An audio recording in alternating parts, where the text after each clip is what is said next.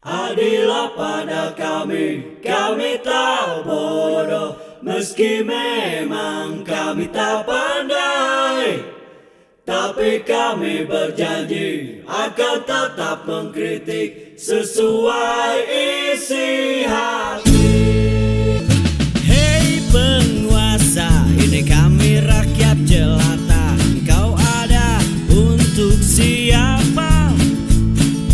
Hei penguasa, ini kami rakyat jelata.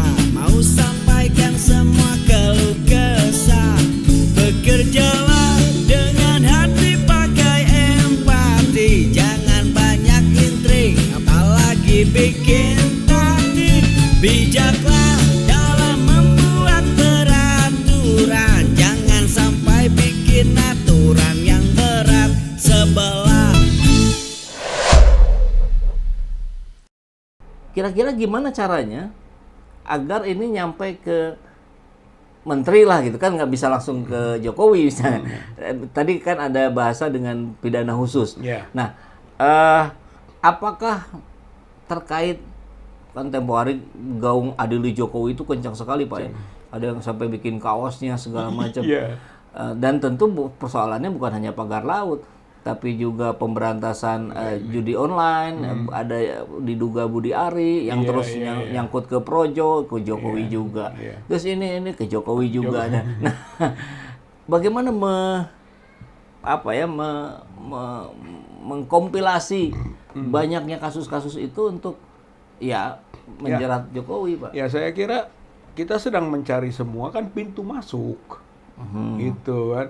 Dari kasus kilometer 50 ke Novum nggak bisa juga gitu kan, ngebentur, artinya omong-omong saja si Kapolri-nya gitu. Kalau Novum kita buka lagi, udah ada Novum tidak dibuka kan gitu misalnya. Terus dari mungkin korupsi ya, soal tanah yang baru yang dia dapatkan hadiah gitu kan, saya kira itu juga akan berbau korupsi.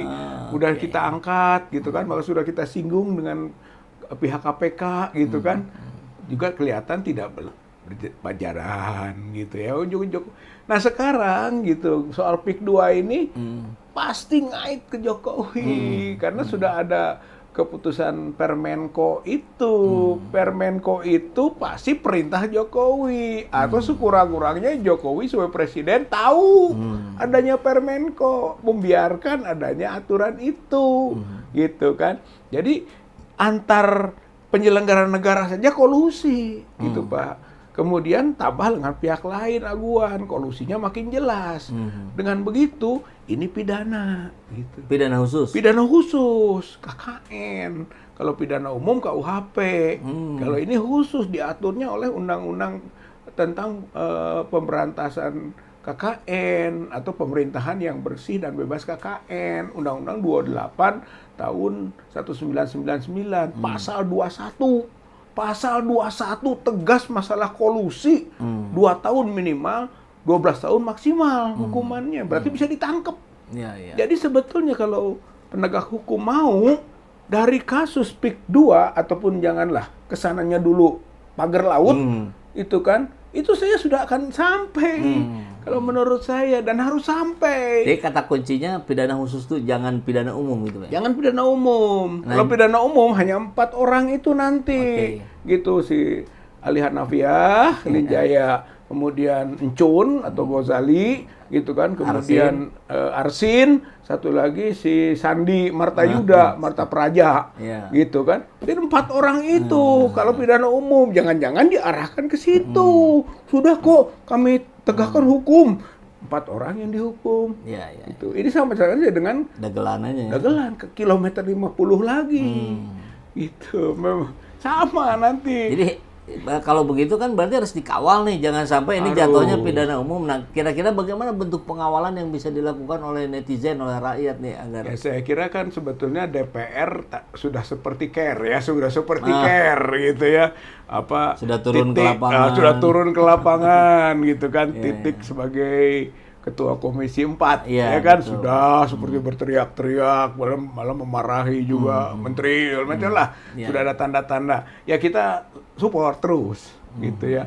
Jadi jangan hanya formalitas gitu kerja itu, tapi pengawalannya harus konkret dan terus. Ya. DPR tuh gitu, walaupun kepercayaan masyarakat tidak penuh. Gitu Ya, ya. sedang di bawah. Sisi lain, ini aksi-aksi.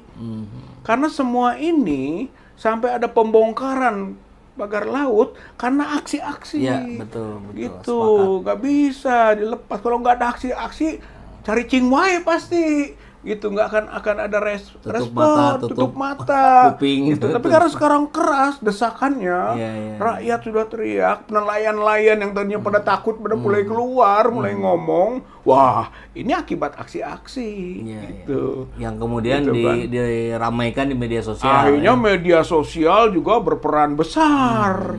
Menurut saya media sosial berperan besar ini, menggaungkan, mengupload gitu kan, sehingga membuat gentarlah para pengambil kebijakan untuk akhirnya mau melangkah secara demonstratif, malahan kan membongkar, jadi isu penting gitu kan, seolah-olah ini prestasi besar.